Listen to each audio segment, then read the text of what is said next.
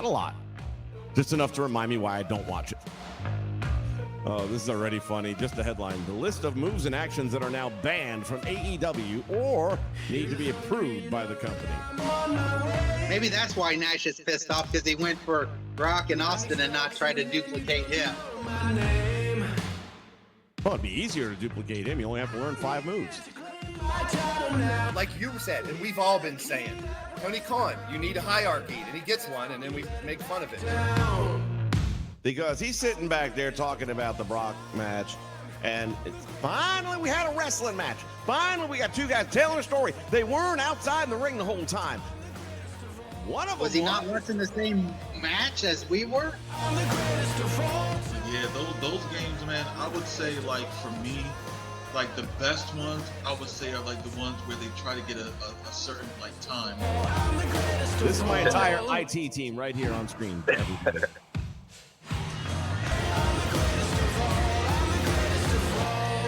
And now, ladies and gentlemen, it's time for Wrestlechat with Vince McShane.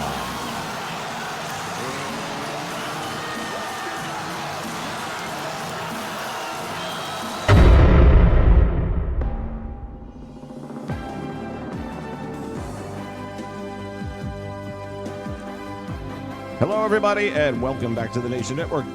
Vince McShane with you here for another hopefully exciting episode of Wrestlechat. It's going to be a little bit more of where we left off yesterday. I've had some time to absorb the after effects of what happened last night as part of what was supposed to be Saturday night's main event. Didn't feel like it to me at all in any way, shape, or form, so they should have probably just given it its own name based on what it was going to be.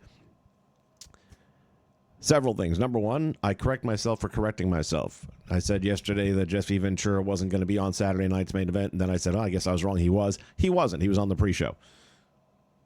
So, yeah, Jesse did get kind of axed. Justified. And by the way, in the pre-show, he proved why they don't put him on the show.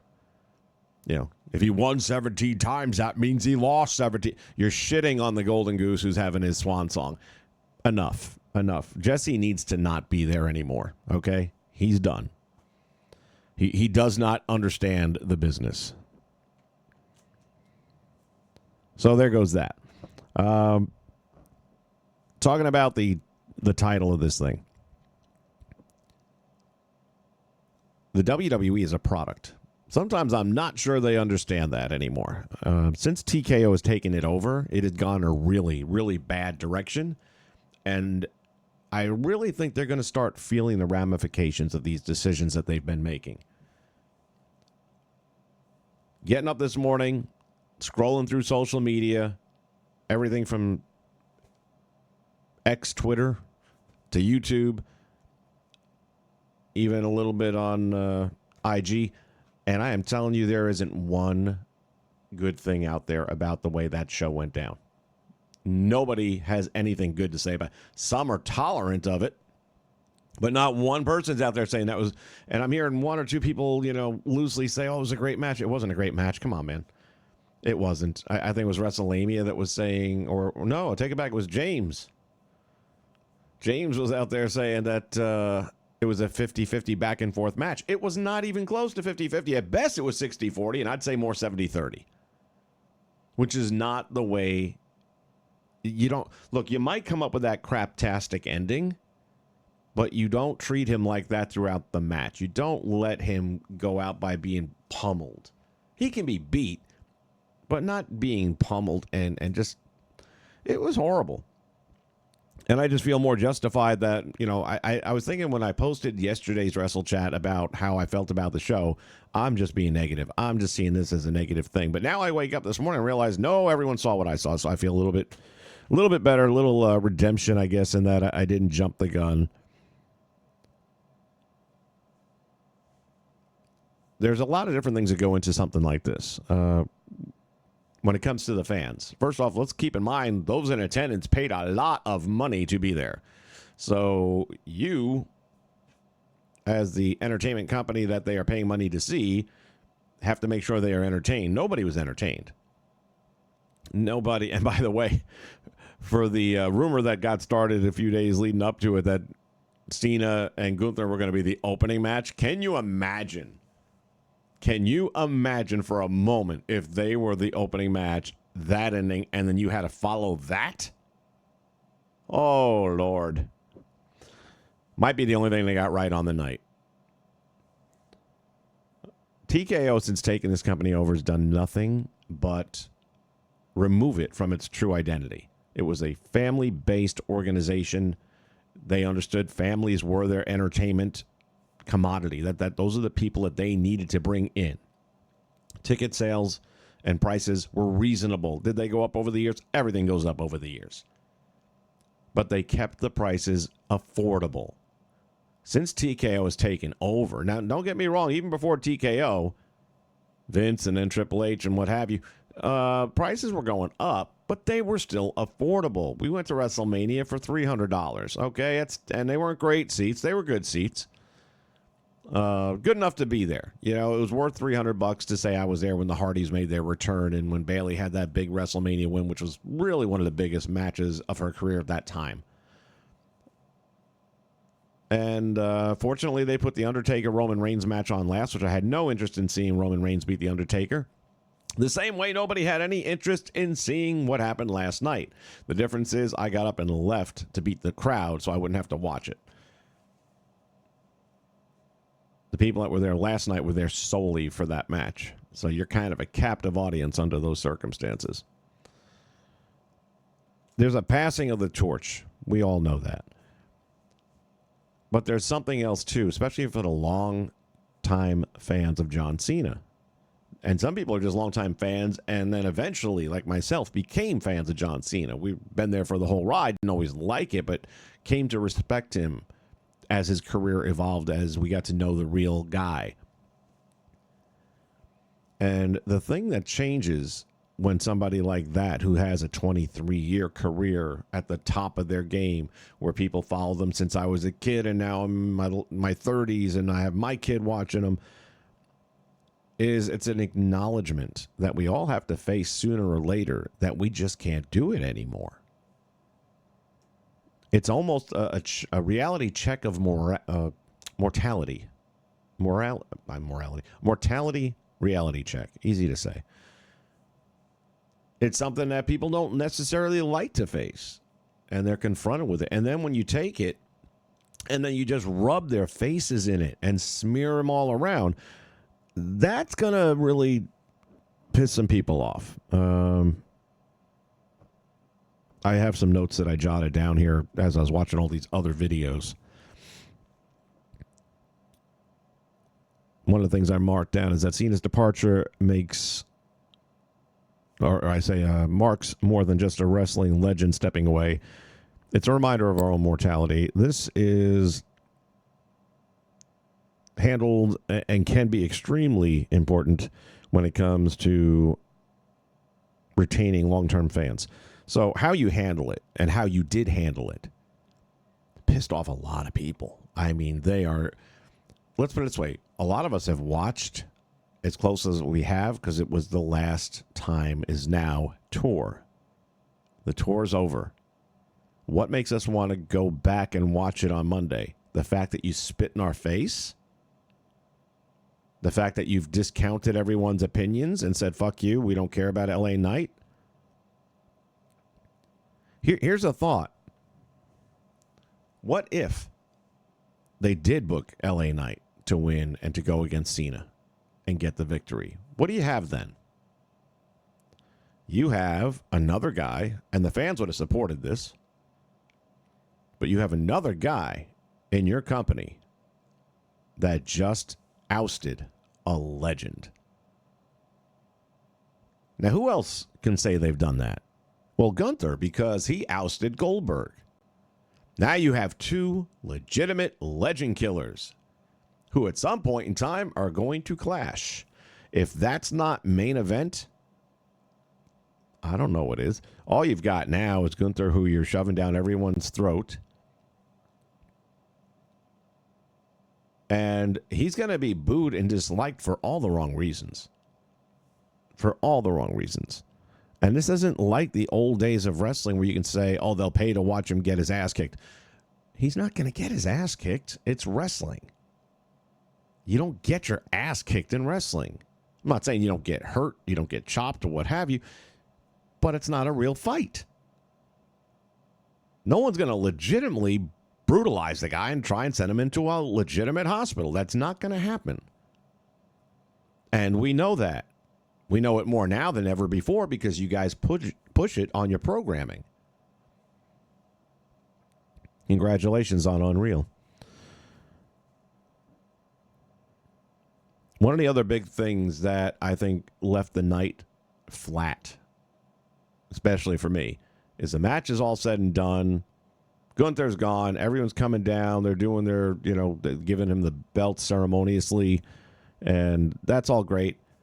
And then Cena leaves the ring and heads up the ramp and is gone. And I'm like, dude, how does he not take a microphone and address the crowd, even if it's only for 1 minute? But the fact that he did not pick up a microphone and say anything, he should have had like a minute just to say something. I know he's probably said it all in the last 48 hours at least, but this is the moment. Give them that connection, give them that moment, then you take off the sneakers and the wristbands and leave them in the ring. By the way, somebody had pointed out, and I didn't catch it in the moment. I probably should have. I'll never see that moment again, though, differently now that I've seen this comment, which is, how appropriate. John Cena taking off his shoes and his wristbands and putting them right down on the Saudi logo. This is my point. They are taking the WWF, because that's what it was. And that's what it always was built from. And they have absolutely decimated it, because let's also talk about some of the other stuff that has been coming out. We need to get away from Vince McMahon and this and that, and we need to probably look at changing the names of these PLE events that have been around forever. You're going to get rid of, what, Survivor Series? The Royal Rumble? SummerSlam? WrestleMania? Good luck with that. You're also going to get rid of about 8 million fans in a blink. In a blink. The rest will follow. Keep in mind, AEW used to have 1.3 million viewers. But when you don't listen to the fans, and when you put out a shit product, the viewers go away. And now they hover in the 500 to 600,000 mark. And they've been there for a long time. There is absolutely no reason to believe any different. Just because WWE is a king of the mountain doesn't mean you're going to stay there, because people will, like I have, turn to other forms of entertainment. I watch less wrestling now. Wrestling I do watch is from the 70s, 80s, 90s, early 2000s. And here's another thing to keep in mind. As Triple H came out afterwards for the post, good thing he didn't have real reporters there for that one. As he came out, though, for the post, they booed the shit out of him. They gave it to him left, right, and center. That's great if you're a talent. You can get away with that. Gunther getting booed, that's kind of the name of the game. When you are the chief content officer and you're the guy doing the booking, and you can say what you want that Cena okayed it, or he might have even suggested it or asked for it, whatever. End of the day, you have to be that guy. You have to be the guy that tells the kid he can't put his finger in the light socket. And you didn't do that. Now, I don't know if we will, maybe on Unreal in a season or two down the line, we'll see what went on behind the scenes with all this. Although I've got a sneaky suspicion we won't. But I really believe that last night was the beginning of the downfall of the WWE as we've ever known it. Let's talk about what happens in the very near future. Peacock loses the library. Some of it will end up on the WWE's YouTube channels. Guess what won't be on the YouTube channels? Anything with ECW. They can't. They can't air that type of product that has been available. And as of right now, they're not offering any suggestions as to a solution to that. So, and that's just one thing. Even what they do have for WCW and Nitro, it's very slim pickings. They have nothing for Monday Night Raw because that goes to Netflix, and Netflix apparently doesn't have a very good selection of Monday Night Raw history at all. If you're trying to reinvent the company by removing its history, you're going to be in a lot of trouble. Because the history is the best thing it has. Its current day, yeah, there are some talents out there that I enjoy very much. But as an overall product, as an overall show from bell to bell, from match 1 to match 7, I can't tell you the last time I saw one of their pay-per-views and said that was a great show. Certainly wasn't WrestleMania. And that's supposed to be the one. And Triple H taking all that heat last night as the booker, call him what you will. I mean, I don't know if he's on the writing team. He's a part of the writing team one way or another. Just rewind 2 years ago. Same thing, different outcome. You were force-feeding Roman Reigns to everyone. And a lot of people were not happy with Roman Reigns being shoved down our throats. But, damn, we loved that bloodline storyline. We were tuning in for that. It was some of the best television going at that time. So while we didn't necessarily like the soldier, we loved the entertainment. We loved the story. We loved what you brought out of that. And, fun fact, turns out we kind of like Roman Reigns now too. You're not getting that with Gunther. And you don't necessarily have to. But the booing isn't on Gunther. It's on the writing team. It's on the chief content officer for booking the way he's booking consistently. Everybody has a bad day, let's be honest. But consistently, WWE under TKO has completely lost touch with the identity of the company. That's the note that I took in going through all this stuff. And they have. But they never really cared about the history of the company. They only care about the money. And that brings us back to Cena's last image, leaving his shoes on the Saudi logo, because there's a really strong rumor mill going around that the Saudis want to just buy the WWE. And God knows they got the money to do it. That is the end of the WWE and wrestling as we know. The good news out of that is I think the territories come back. Because AEW is just a shit product. And the masses are not going to watch that. Even if that's all your choice was. Even if the Saudis bought WWE and decided to shut it all down and just live off the library. AEW is not going to get a bump in their numbers because nobody wants to watch that shit. There's 500 to 600,000 diehard fans that'll stay with them. The rest of us who have a brain, who can look at the product and say it's crap, we're not watching it. TNA, they're not terrible. But they're not going to absorb that. They're not going to suddenly, go up to 2 million viewers or even 1.5 million viewers. That's just not going to happen anytime soon, if at all. There's a big difference between being upset and being angry. These fans are angry. And that's where you lose people. That's where you lose people wanting to go to your shows live. That's where they don't want to watch your shows anymore. And let's talk about what you've done there. So I said there's 3 reasons why I think the WWE is heading down. Let's just go over them. So we've got the fact that you're not listening to the fans and you're not giving us any of the stuff we're asking for. You're force feeding us J when we want LA. That's going to turn people off. Now, let's talk about how much fun it is to watch your product. How many different subscription services do I have to watch what I used to watch for free on regular television? Now I have to have, Peacock's going away soon. So we won't even count Peacock because that's a done deal at this point. But you have to have Netflix to watch one. You had to have Peacock to watch another. There's something else that, I'm forgetting what the hell it even is anymore. There was like 2 or 3 different, ESPN, what am I saying? ESPN, which is a whole other separate package, $30 a month. For what?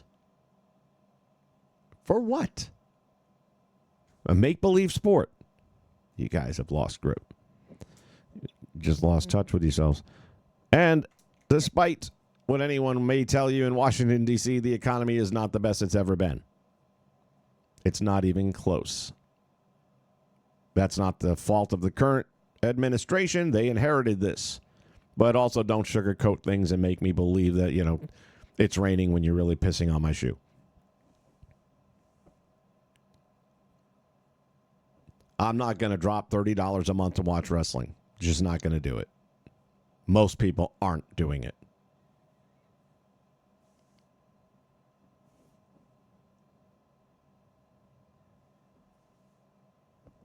You add the fact that it's so expensive to watch the product to the fact that they're not listening to us what we want to see in the product. And I think the death nail is going to be the Saudi. Hasn't happened yet. But let's let this thing play out. And if it comes to pass that Saudi buys it from TKO, I don't think TKO has any desire to be in the wrestling business. I've always thought that it conflicts directly with the UFC. Because you've got fake fighting versus real fighting, and we don't want our audiences to be confused and have a controversial thing happen in the UFC where they say, it's because they got that wrestling bullshit now, and now they're doing it here in the UFC too. You look at what's happening in the NFL right now. There are clear signs of point shaving between the players and the officials. Referees are clearly in on it. I saw some stuff, and I don't even watch football anymore, but I saw some clips that people, circulated and went viral. There is 100% no way all that stuff happened the way it happened unless it's point shaving. So the last thing the UFC can afford is to have anyone thinking that they're scripting matches. And that's why I think it's a bad partnership at the end of the day for the image. Forget the money part. Now let's also talk about the money part. UFC, I forget what they bought that for. It was an astronomical amount of money. They paid a pretty hefty amount of money for the WWE as well. Saudi can double that dollar and not miss a beat. For whatever reason, they really want that WWE to be in Saudi. They're talking about WrestleMania in Saudi. Man, look and listen to the room. Read the room. Anything to do with Saudi and that ilk of the world is not really welcome in America right now. It's not welcome in a lot of places. Look what's happening in the UK. England is burning down as we speak. So the fact that you are prioritizing a group that kill reporters, what does that say about you and your company? Just in it for the money, which we know. I mean, let's be honest. The TKO did not buy the WWE to produce entertainment for the masses. They bought it to make money by selling it eventually. Most people, I don't think, would have expected them to sell it quickly. And in corporate terms, if they were to sell it even in the next calendar year, that'd be pretty quick because they've only owned it for, 2 years at max? Not even. But Saudi can come up with that kind of turnaround money. They can produce that money. They might very well decide to. And I don't know. All I can tell you is, with those 3 reasons mentioned, I think we're going to see a decline in the WWE sooner rather than later. I think there'll be a curiosity factor over the next couple of weeks to say, okay, where do you go now? Okay, you buried the golden goose. You didn't just kill him. You buried him. So what is your B plan exactly? Where do you go with this now? And based on everything we've seen for the last 12 months, I'm sorry. Pardon me if I don't have any confidence in your ability to come up with a good plan. Like I said, 2 years ago, you guys were spitting, man. You had it going on. You had that bloodline and a couple of other feuds at the same time that were all solid. Must-see TV. And now you got nothing. No, the fact that Cena left the ring without saying a word probably is the right way to end it, because that whole run just sucked. No fault of his own. Everything from that botched heel turn. Oh, it was just, it's hard to look back on and say, this is how you celebrated him? This is how you celebrated this guy's last 12 months? Man, that's horrible. It's horrible. All right. Well, I don't know what to say about it. That's just the way things are sometimes and the way things will be. So that's my take on it here. And I do believe we're going to start watching numbers drop and decline over the next several weeks. Here's the thing, though, because they're not really on network TV as much anymore other than NXT, it may be a minute before we could even know if those numbers are dropping or not. And even then, I don't know if they'll release it. They are a publicly traded company, so that might be something they kind of have to do. But then at the same time, with all these services like Netflix, I don't know that Netflix can accurately do a ratings tracking of how many people are watching it. So, but if there is a way, I'd be curious to see those numbers, because I got to believe they're going to go down. You know how we'll know? LiveGate. When we start looking at arenas that are half full, which they won't show you on camera, but there'll be people there with their own cameras taking pictures and sending them, posting them up on social media and stuff like that. So we'll have to wait and see about that, but I really, really think it's going to be a decline. I think it's going to happen quicker than most people believe. I think 12 months from now, we're looking at a very different WWE product, and I mean different in the sense that a lot of names and faces will have changed. I don't think Triple H is there in 12 months. I just don't. I think whether he's being squeezed from above, maybe there's somebody higher up than him that doesn't want him to be successful the way he had been for the last few years and is making him come up with decisions that he doesn't necessarily agree with. Now, I can't think of anyone offhand who might be in that position, but I'm just saying, that's another possibility. I mean, I find it very interesting that the guy was through NXT, then jumping up to the main brands, putting out really good stuff. He was being, just people were singing his praises for his booking talent.